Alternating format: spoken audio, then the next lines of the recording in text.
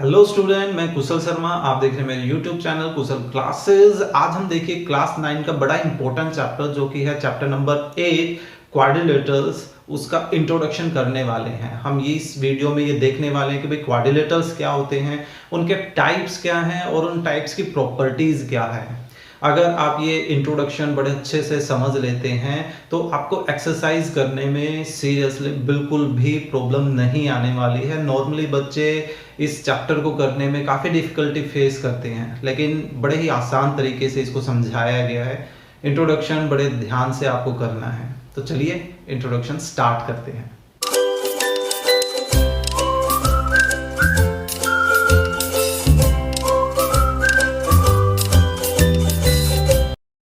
Hello students, देखिए आज का जो ये टॉपिक है क्वाड्रिलेटरल चैप्टर 8 बड़ा ही इम्पोर्टेंट पार्ट है मैथ्स का। अभी जो मैं बताने वाला हूँ बिल्कुल हिरारकी के रूप में हम इसको लेकर चलने वाले हैं। वो हम ट्री डायग्राम भी बोल सकते हैं या कुछ भी, ठीक है। तो देखिए सबसे पहले तो इस चीज़ को समझ लेते हैं कि भाई क्वाड्रिलेटरल क्या है। सिंपल सा लॉजिक है, हम 8th क्लास में पढ़ के आए थे भाई। 4 लाइन सेगमेंट्स से मिलकर बना हुआ कोई फिगर, 4 लाइन सेगमेंट से मिलकर बना हुआ कोई क्लोज्ड फिगर, ठीक है। क्लोज्ड फिगर होना ज़रूरी है, तो उसको हम क्या बोलते हैं, एक क्वाड्रिलेटरल बोलते हैं। 4 लाइन सेगमेंट से मिलकर बना हुआ हमारा एक ऐसा फिगर भी हो सकता है, लेकिन क्या ये क्लोज्ड है? नहीं। तो क्या हम इसको क्वाड्रिलेटरल बोल सकते हैं? बिल्कुल भी नहीं, है ना। तो इसलिए ये जो सेकंड फिगर है वो एक क्वाड्रिलेटरल नहीं होगा, ठीक है। अब किसी भी क्वाड्रिलेटरल में मान लीजिए हम इसको नाम दे देते हैं A B C and D। Total हमारे पास 4 तो साइड्स होती हैं। कौन कौन सी हो गई? AB, BC, CD and DA, okay. And 4 vertices होते हैं। Which one? A, B, C and D। और 4 एंगल्स होते हैं, right. Angle A, angle B, angle C and angle D। तो जब भी वर्टेक्स और एंगल को सेपरेट करना हो तो ध्यान रखना है कि भाई एंगल के साथ हम ये साइन लगा देते हैं, ठीक है। अगर विदाउट साइन आप कोई लेटर यूज करोगे तो वो क्या कंसीडर किया जाएगा? वो वर्टेक्स कंसीडर किया जाएगा। तो जैसा कि हम ट्रायंगल में भी सिर्फ साइड्स और एंगल्स पर काम करते आए हैं, इसमें भी हमें वही करना है। वर्टेक्स पे हमें इतना काम नहीं करना है, ओके। सो एक और प्रॉपर्टी जो हम 8th क्लास से पढ़ते आ रहे हैं, उससे भी छोटी क्लासेस से में भी, कि भाई क्वाड्रिलेटरल के सभी चारों एंगल्स का सम कितना होता है, जिसको हम एंगल सम प्रॉपर्टी बोलते हैं। एंगल सम प्रॉपर्टी क्या होती है कि भाई इसके चारों एंगल्स का जो सम होता है वो किसके इक्वल होता है? 360 डिग्री के इक्वल होता है, ठीक है। तो ये छोटी सी बात थी क्वाड्रिलेटरल से रिलेटेड जो आपको पता होनी चाहिए। अब देखिए इनके मेन जो हैं वो हैं types: parallelogram, rectangle, rhombus, square, trapezium, kite, इस तरह से। तो इनके बारे में हम पढ़ने वाले हैं, साथ साथ इनकी प्रॉपर्टीज़ भी हम करते जाएंगे। इन प्रॉपर्टीज़ का जो प्रूफ होगा वो हम एक्सरसाइज के अकॉर्डिंग देखेंगे। अभी हम सिर्फ इनका इंट्रोडक्शन लेकर चल रहे हैं, ओके। सो देखिए स्टार्ट करते हैं। मेन स्टार्टिंग अपनी किससे होती है? वही क्वाड्रिलेटरल से ही। Quadrilateral, okay. क्वाड्रिलेटरल में जस्ट एक सिंपल सा वैसे कोई फिगर बना लेते हैं। हमने इसको नाम दे दिया ABC एंड D।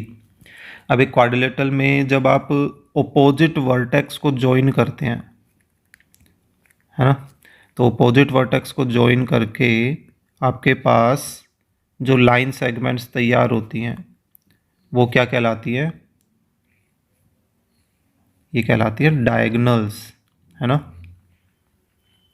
हमें इनके बारे में भी पता होना चाहिए, यानी कि हमारे पास दो डायगोनल भी होते हैं। ओके, सो देखिए यहाँ पे भी रफली दो डायगोनल हम ड्रॉ कर देते हैं। अब क्वाड्रिलेटरल के एक्चुअली हमारे पास 3 पार्टीशन हो जाते हैं। एक पार्टीशन होता है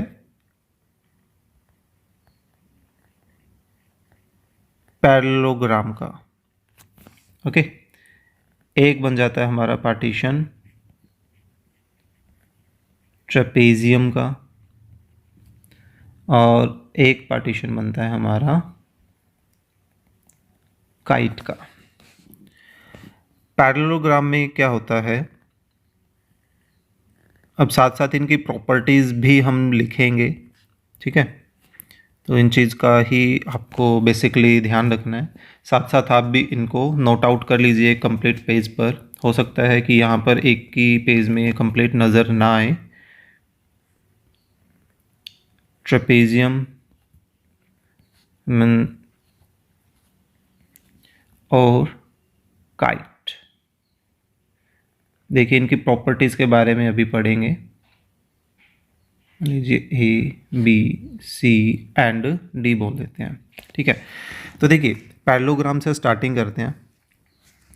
पैरेललोग्राम में आपके पास क्या क्या प्रॉपर्टीज़ होती हैं उनको बाय नेम पढ़ रहे हैं, यहाँ पर कंप्लीट स्टेटमेंट नहीं कर रहे हैं क्योंकि ये काफ़ी फिल हो जाएगा, पोर्शन काफ़ी हौच पौच हो जाएगा, ठीक है। सो जान करके यहाँ पर इसलिए नेमिंग मैंने कर दी है। तो देखिए पैरेललोग्राम में ओपोजिट साइड्स, जैसे ए बी और सी डी लिख रहा हूँ मैं, तो ये क्या है, आपस में ओपोजिट साइड है ना। तो ये ओपोजिट साइड्स आपस में कैसी होती हैं, इक्वल होती है। ये एक पेयर और दूसरा पेयर भी A D and B C का भी, ठीक है। साथ ही साथ एक और प्रॉपर्टी क्या होती है कि भाई जो ये ओपोजिट साइड हैं ये आपस में पैरेलल भी होती हैं, ठीक है। इक्वल तो होती ही है लेकिन ये साथ साथ पैरेलल भी होती हैं। एक और प्रॉपर्टी, ये प्रॉपर्टी है इसके एंगल से रिलेटेड कि भाई इसके जो ओपोजिट एंगल्स हैं, लाइक एंगल ए के ओपोजिट कौन होगा, सी, ये एंगल आपस में इक्वल होंगे। और साथ साथ एंगल बी के ओपोजिट कौन है, एंगल डी, तो ये भी आपस में क्या होंगे, इक्वल होंगे, ठीक है।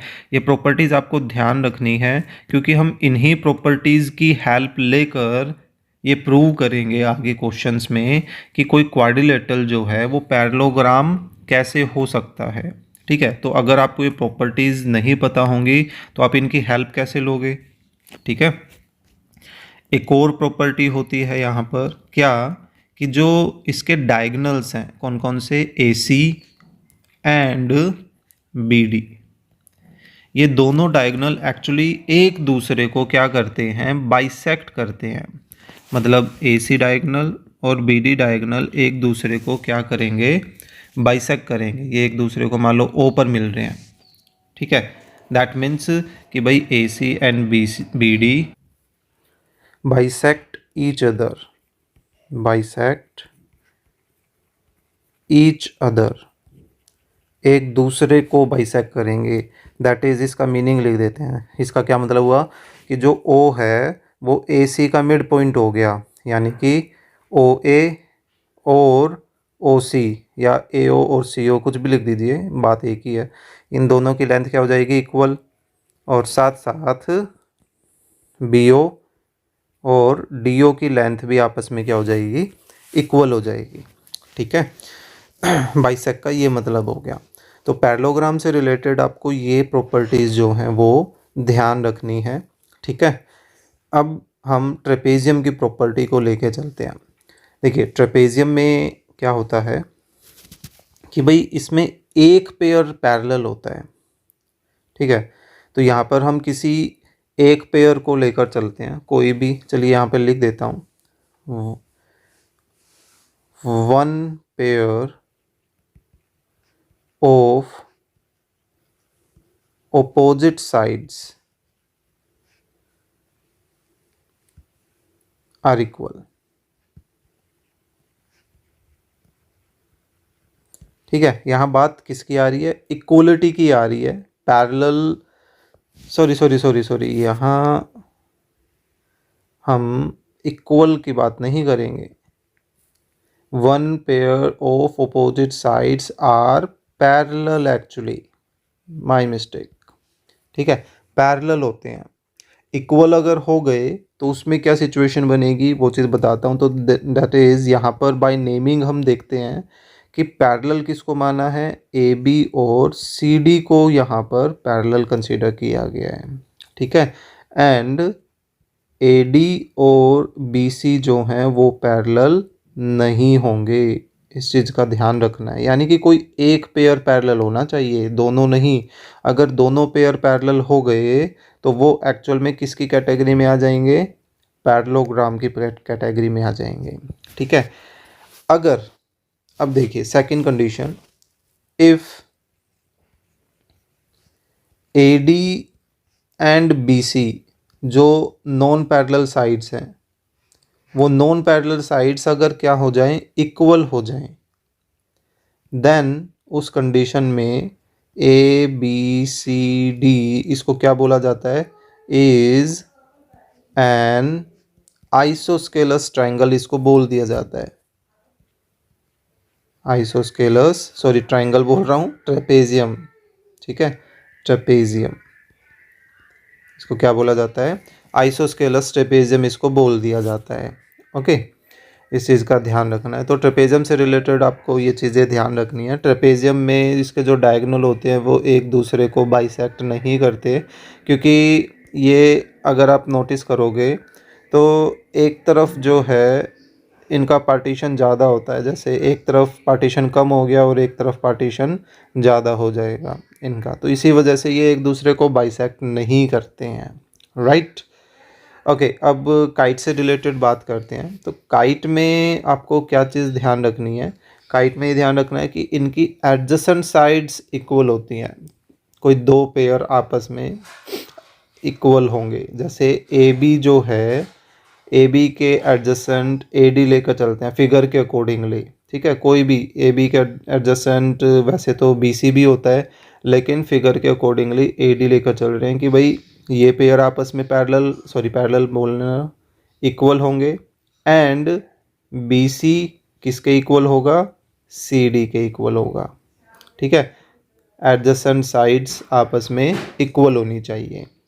सेकंड एक प्रॉपर्टी ये होगी इसकी कि इसके जो डायगोनल है ना, वो डायगोनल एक दूसरे के क्या होते हैं? परपेंडिकुलर होते हैं। दैट मीन्स कि A C and B D are perpendicular. जो डायगोनल होते हैं वो परपेंडिकुलर होते हैं, लेकिन एक डायगोनल से रिलेटेड एक और प्रॉपर्टी है, क्या?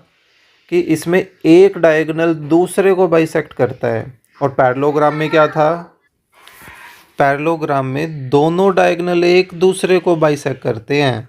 ठीक है, और काइट में ऐसा नहीं है। काइट में वन डायगोनल बाइसेक्ट्स अदर, एक डायगोनल दूसरे को बाइसेक्ट करेगा। अब कौन सा डायगोनल किसको बाइसेक्ट करेगा, तो उसकी एक पहचान बताता हूँ। देखिए, इस काइट की जो कंडीशन है उसमें आप नोटिस करोगे कि भाई देखिए, एक यहाँ साइड में बना देता हूँ मैं, इस डायगोनल को कंसीडर करें तो आप नोटिस करोगे कि भाई काइट में ये दोनों भी साइड इक्वल हैं और ये दोनों साइड भी इक्वल हैं। दैट मीन्स कि इस डायगोनल के ऊपर की तरफ भी एक आइसोस्केलस ट्राइंगल बन रहा है ना, और नीचे की तरफ भी एक आइसोस्केलस ट्राइंगल बन रहा है। तो इन दोनों आइसोस्केलस ट्राइंगल के कॉमन में जो ये डायगोनल है ना, ये डायगोनल बाइसेक्ट होता है। दैट मीन्स कि यहाँ पर ये जो मीटिंग पॉइंट होगा इस दूसरे डायगोनल का, वो इसको क्या कर देगा? दो इक्वल हिस्सों में बांट देगा। ठीक है, ये तो तीन बन जाएंगे यहाँ पर। ओके, तो अब हमारे डायगोनल्स के नेमिंग के अकॉर्डिंगली कौन सा डायगोनल किसको बाइसेक्ट कर रहा है? ए सी बाइसेक्ट कर रहा है। किसको? ए सी बाइसेक्ट्स किसको? बी डी को। ए सी बी डी को बाइसेक्ट कर रहा है। ठीक है, यानी कि बी डी के दो टुकड़े हो रहे हैं। मान लीजिए अब हम यहाँ पर इसको नेम दे देते हैं ओ, तो यानी कि कौन इक्वल हिस्सों में बट रहा है, O B is equal to O D. ठीक है, तो काइट से रिलेटेड आपको इतना पोर्शन जो है वो ध्यान रखने की ज़रूरत है। ठीक है, अब जो बाकी रोम्बस, रेक्टेंगल, स्क्वायर ये जो होते हैं वो एक्चुअली किसका पार्ट है, वो पार्ट है पैरेललोग्राम के। ठीक है, दैट मीन्स कि पैरेललोग्राम से वो निकलेंगे। तो जो प्रॉपर्टीज़ पैरेललोग्राम में सेटिस्फाई हो रखी हैं वो सारी प्रॉपर्टीज़ उनमें भी कंसीडर की जाएंगी। ठीक है, दैट मीन्स कि हम अब जो प्रॉपर्टीज़ पढ़ने वाले हैं यहाँ लेकर चल पड़ते हैं। चलिए, रेक्टेंगल और यहाँ रोम्बस। यूँ समझिए कि जो पैरेललोग्राम है वो पेरेंट है और रेक्टेंगल और रोम्बस जो हैं वो उनके बच्चे हैं। तो हिरार्की के अकॉर्डिंगली जो पेरेंट के जो गुण होते हैं, है ना, वो बच्चों में आ जाते हैं। बिल्कुल उसी तरह से ही रेक्टेंगल और रोम्बस दोनों में ही देखिए पैरेललोग्राम की प्रॉपर्टीज़ कि अपोजिट साइड्स आपस में इक्वल भी होती हैं, रेक्टेंगल में भी और रोम्बस में भी। अपोजिट साइड्स पैरेलल होती हैं दोनों में ही। अपोजिट एंगल्स भी इक्वल होते हैं, ये भी दोनों में सेटिस्फाई होता है। इनके जो डायगोनल्स हैं वो एक दूसरे को बाइसेक्ट करते हैं, ये भी दोनों में सेटिस्फाई करते हैं। दैट मीन्स कि भाई इनमें ये पैरेललोग्राम की खासियत तो है ही, लेकिन इनको अलग नाम क्यों मिला, क्योंकि इनमें और एक्स्ट्रा खासियत आने लग गई। तो वो एक्स्ट्रा खासियत इनकी क्या है उनको पढ़ते हैं। ठीक है, सो अब जो यहाँ पर प्रॉपर्टीज़ लिखेंगे वो पैरेललोग्राम की इन चार प्रॉपर्टीज़ के अलावा प्रॉपर्टीज़ लिखेंगे। ये दोबारा से रिपीट नहीं कर रहा मैं। ठीक है, तो आप ये मान के चलें कि वो चार प्रॉपर्टी तो हैं ही इनमें, तो मैं यहाँ 5 लिख देता हूँ। ठीक है, तो देखिए इनमें अब खासियत क्या हो जाएगी कि भाई इनके जो डायगोनल्स हैं ना ए सी और बी डी वो अब इक्वल हो जाएंगे। ये अलग खासियत होगी। पैरेललोग्राम में ऐसा नहीं था। पैरेललोग्राम में डायगोनल्स की जो बात हो रखी थी ना वो सिर्फ बाइसेक्ट से रिलेटेड थी, उनके इक्वलिटी से रिलेटेड तो थी ही नहीं। साइड्स की इक्वलिटी है, डायगोनल्स की इक्वलिटी नहीं है। ठीक है, लेकिन अगर किसी पैरेललोग्राम के डायगोनल क्या हो जाए, इक्वल, तो वो पैरेललोग्राम एक्चुअली क्या बन जाएगा, रेक्टेंगल बन जाएगा। ठीक है, एक और कंडीशन में रेक्टेंगल बन सकता है। किस कंडीशन में, कि भाई इसके जो एंगल्स हैं, angle A, angle B, angle C और एंगल डी, ये चारों के चारों क्या हो जाए, इक्वल। और किसके इक्वल, 90 डिग्री के इक्वल। तो भी ये पैरेललोग्राम किस में बदल जाएगा, रेक्टेंगल में। पैरेललोग्राम में एंगल से रिलेटेड प्रॉपर्टी क्या थी कि भाई अपोजिट एंगल इक्वल है, लेकिन वो कितने कितने डिग्री के भी हो सकते हैं।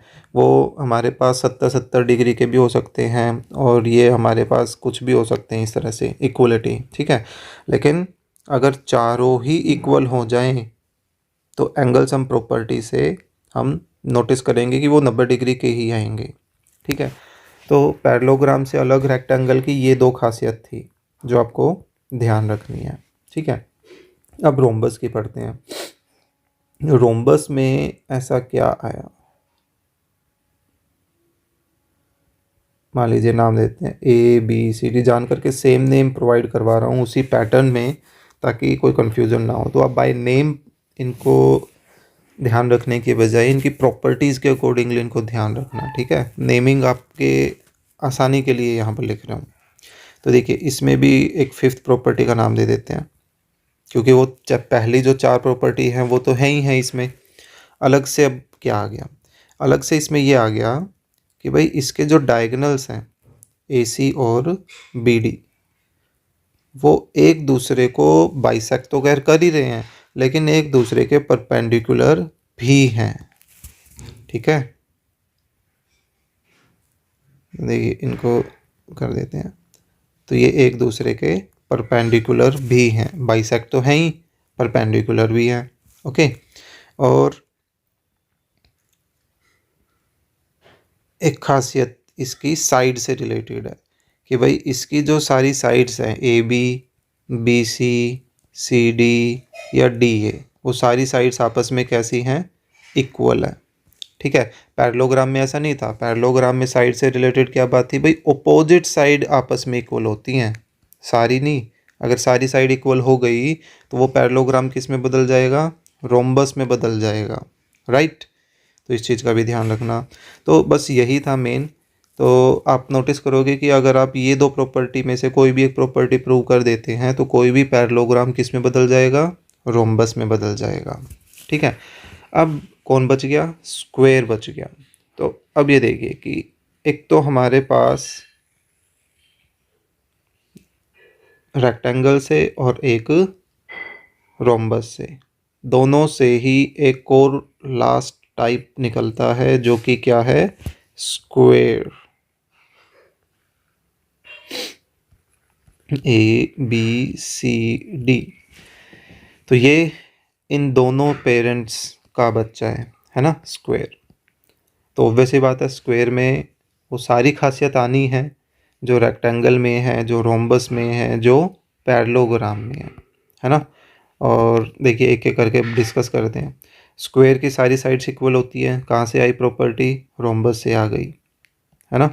फिर स्क्वायर के सारे एंगल 90 डिग्री के होते हैं, कहाँ से आए, रेक्टेंगल से आ गए, इक्वल साइड आई गई थी। स्क्वायर के डायगोनल एक दूसरे के इक्वल होते हैं, कहाँ से आई, रेक्टेंगल से। ये डायगोनल एक दूसरे को बाइसेक्ट करते हैं, कहाँ से आई प्रॉपर्टी, रोम्बस से। स्क्वायर की अपोजिट साइड्स इक्वल होती हैं, कहाँ से आई, पैरेललोग्राम से। अपोजिट साइड्स पैरेलल होती है, कहाँ से आई, वो भी पैरेललोग्राम से। और क्योंकि सारे एंगल 90 डिग्री के हैं तो अपोजिट एंगल भी तो इक्वल होंगे, पैरेललोग्राम की प्रॉपर्टी। अपोजिट और जो ये डायगोनल होते हैं वो डायगोनल एक दूसरे को क्या करते हैं, बाइसेक्ट भी करते हैं। तो ये प्रॉपर्टी कहाँ से आई, पैरेललोग्राम से आई, है ना। तो यानी कि स्क्वायर की जितनी भी प्रॉपर्टीज़ हैं वो सारी प्रॉपर्टीज़ एक्चुअली उसने अपने पेरेंट से ली है, उसकी खुद की अपनी अलग से कोई भी प्रॉपर्टी नहीं है।